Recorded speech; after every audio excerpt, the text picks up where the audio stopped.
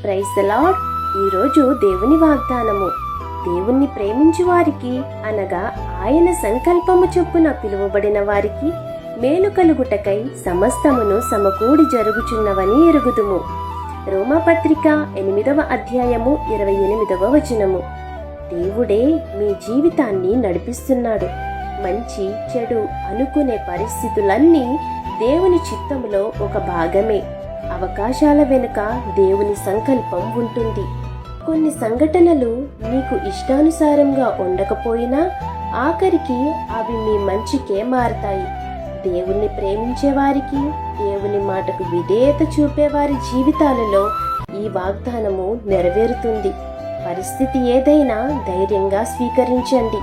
దేవునిపై నమ్మకముంచండి. ఆయన చిత్తం ఎప్పుడూ మంచిదే. మీ జీవితంలో ఏం జరుగుతున్నా దేవుడు అది మీ మంచికే మారుస్తారు. కాబట్టి ఈ వాగ్దానం మీ జీవితంలో నెరవేరాలని కోరుకుంటూ దేవుని సువార్త పరిచర్యలో మీ సహోదరి. ఆమేన్. God bless you.